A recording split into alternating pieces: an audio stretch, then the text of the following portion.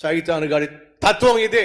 ఒకసారి వాడిని మీ ఇంట్లోకి రానిచ్చినట్లయితే వాడికి రావడమే తెలుసు కానీ పోవడం మాత్రం తెలియదు. సహోదరి సహోదరులో అపవాదికి చోటివ్వకండి.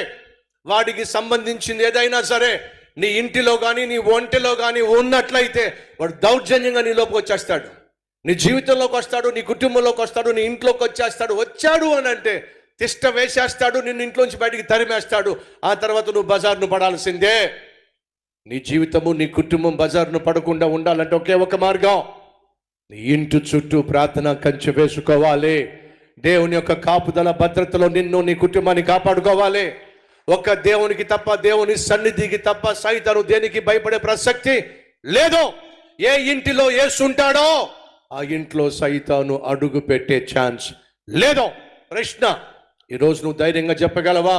నా ఇంట్లో యేసుకు తప్ప మరొక దానికి చోటు లేదు. పాపానికి సంబంధించింది ఏది కూడా టీవీలో కనిపించదు, పాపానికి సంబంధించింది ఏదో కూడా కంప్యూటర్లో కనిపించదు, పాపానికి సంబంధించింది ఏది కూడా నా సెల్ ఫోన్లో కనిపించదు, సైతానుకు సంబంధించింది ఏది కూడా నా ఇంట్లో కానీ నా ఒంటిలో కానీ కనిపించదు అని కానీ నువ్వు చెప్పగలిగితే నువ్వు సురక్షితమైన జీవితం జీవిస్తున్నావు.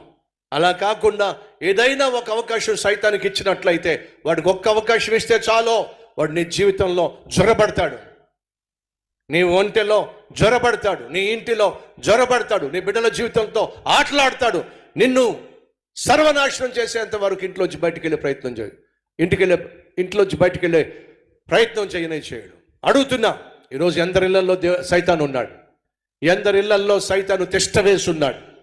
ఒక్కసారి ఆలోచించండి.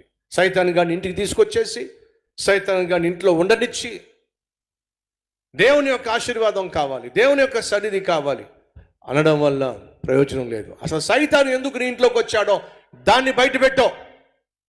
ఏ అలవాటు ద్వారా నీ ఇంట్లోకి వచ్చాడో ఆ అలవాటును బయట పెట్టో. ఏ పాపాన్ని ఆధారం చేసుకుని సైతాను ఇంట్లోకి వచ్చాడో, నీ ఒంటెలోకి వచ్చాడో దాన్ని బయట పెట్టో. అప్పుడే వాడు బయటికి వెళ్తాడు.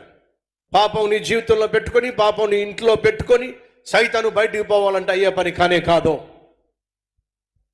ఈ వాస్తవం మనం గ్రహిస్తే ఎంత బాగుంటుంది. కనీసం ఈ రోజు నుంచి అయినా సైతాను నీ జీవితంలో, నీ కుటుంబంలో, నీ బిడ్డల జీవితంతో ఆటలాడకుండా, నిన్ను నీ కుటుంబాన్ని నాశనం చేయకుండా, బజారు కిడ్చకుండా ఉండాలి అంటే, సైతాను ఇంట్లోంచి బయటికి పోవాలి అంటే లోకరక్షకుడని యేసుక్రీస్తు అనే సర్వశక్తి కలిగిన దేవుడు నీ ఇంటిలో, నీ జీవితంలో అడుగు పెట్టాలి.